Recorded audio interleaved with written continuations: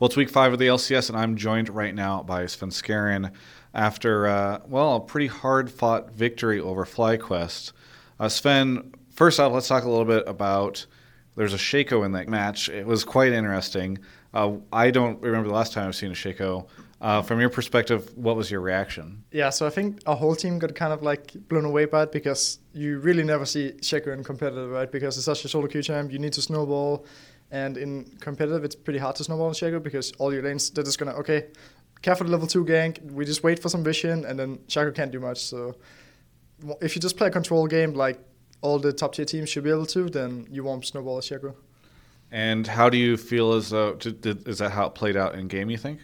We just took it slow, and then it's like Shaco's not really good 2v2, so once we just knew, like, okay, we just play off where I am on the map, so we just played around mid, and then we would win every 2v2, so we just played it slow and then controlled, yeah. Do you think is that just done now? No more Shaco? That's what you've proven, that there's just, you should never bring that back out? I was pretty, not scared, but like, I was kind of happy that they like target banned me, even though I kind of performed super poorly on Graves and Kha'Zix, so yeah.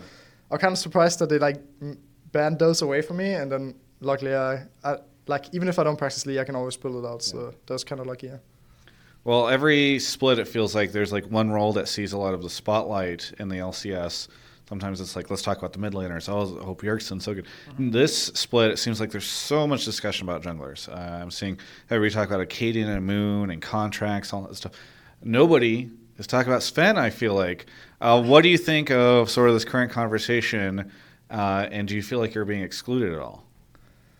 I don't really care too much because I think I've been performing pretty poorly, and it's a new jungle, so people need to realize like all the new rookies, we're kind of on the same page right now because it doesn't really matter if you're a veteran. Like, okay, sure, you might contribute more to the team play in your team, but it's a new jungle, so all the paths are different. Even if you know what to do, like last year, it's a completely new early game, so like I need to relearn it all while we're on the same like level kind of, but like where the rookie comes in is like in playoffs where you have a lot of not that much experience. So where I'll be strong is usually in playoffs when I know the patch and just when I play, like know what champions are good. But right now it's like it's a lot of new champions, and I take it a while to learn the champions. Yeah. What do you think of Moon and Acadian in contracts?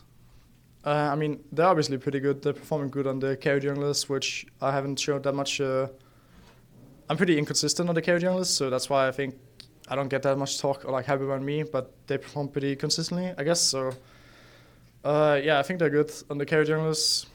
Yeah.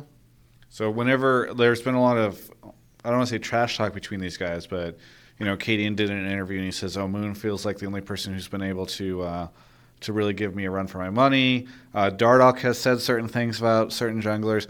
Do you have anything that you would say about any of these guys other than I respect them and they seem to be good? I usually don't talk because it's funny to like look on, but I don't really care that much about it. Like once playoffs comes, I'm just gonna like perform good, and we'll see like that I'm gonna beat them and be better in playoffs. So. Yeah. Very respectful. Keeping a low profile. That's very safe of you. All right. Let's also talk about the Cloud9 match the other day. You guys ended their win streak. Didn't have a chance to talk to TSM afterwards. But first off, were you surprised at all by that result?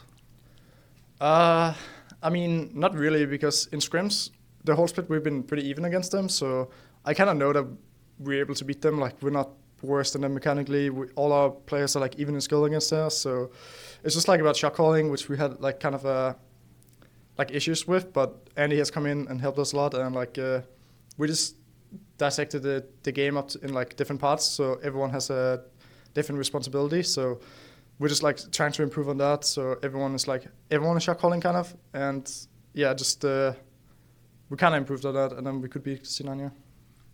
Conversely, today's match, especially that second game, was really kind of crazy, this back and forth. At one point in time, they were storming your guys' base, and I thought, like, oh, the game's over. And then later on, you were storming their base, and I thought, oh, the game is over. And then, just strange stuff going on there. How do you feel about that game in particular? It was a super fun game to play, at least. Like, kind of sad that we lost in the end because it's such a long game where it's like back and forth. It always feels like so demoralizing losing because you put in so much effort in winning the game, right? Yeah. But it was a pretty fun game. Like, it took us a long time to realize how we should play our team fights because we like had a super good flank comp, but the first 20 minutes we didn't really play to our strengths, and we didn't time our flank at the same time, so we'd come in one at a time and not on the same time. But towards the end of the game, we kind of learned how to play our comp, but then it was too late and we lost the game. Yeah. Now, I want to touch on something that you mentioned, which is Andy coming in. Now, as someone who's followed TSM for a long time, I know there's this kind of path that happens on TSM where TSM starts to look kind of shaky, and then suddenly Andy Dinh shows up on the scene. Everybody starts talking about stuff. You actually tweeted that he brought out a whip or something. I don't know what was going on there, but is this what's happened now? He's returned and is here to right the ship?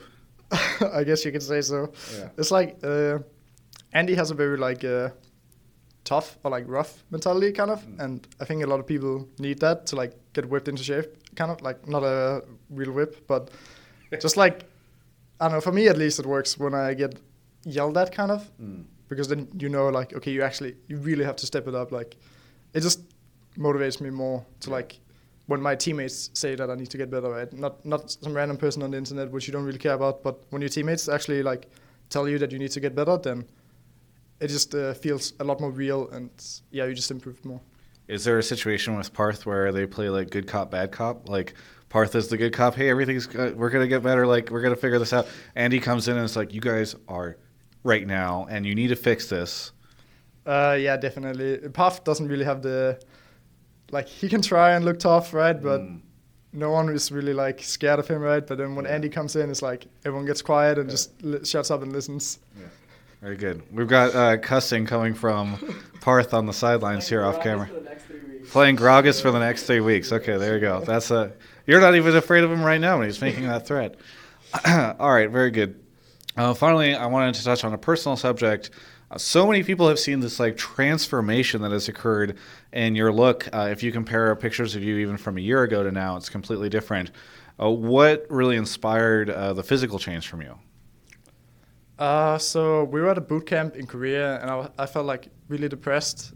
And Andy I talked with Andy, and I was just super depressed. So he kind of kickstarted me into starting to work out for my brand and just personality, feeling better about myself because I didn't really have any confidence, and I would just be down all the time. So Andy forced me to go to the gym, even though I didn't want to. I just goddamn, I hate going to the gym, right? But Andy just made me go every day, and then in the end it just became a habit, and I just had to go. Yeah. What is your workout routine? I just do a simple. Actually, I follow what Doublelift is doing, so I just follow what he does, and it's one great. Yeah. He doesn't do treadmill, right? He always tells me he's really bad at doing cardio. Oh yeah, I do. I used to have another one, but then once I started working out more, then I just followed Doublelift's workout plan. So no cardio, though? Nah, not as much anymore. Only when I had to lose weight. Yeah. Did you change diet at all? Not really proud of the diet because usually we just order, but I had a lot of fat, so I just took the way that I could just eat 1 meal a day, and then let all the fat on my body burn or whatever. So I was just just starving kind of to lose the weight. Not the ideal way to diet, I think, but I guess you managed to swing. But you're back on a regular meal cadence now, right? Yeah. Okay, that's probably much healthier. Very good. Well, I'm sure a lot of people are interested to hear that stuff. It's very fascinating. Is there anything, by the way, that you would like to say to any of the TSM fans? I guess thank you for supporting me, and I hope I can improve for playoffs so you guys won't be as disappointed in my performance right now. Very good. Well, thank you so much for the interview. For everyone else, you can check out the rest of our coverage of all things esports here at Yahoo Esports.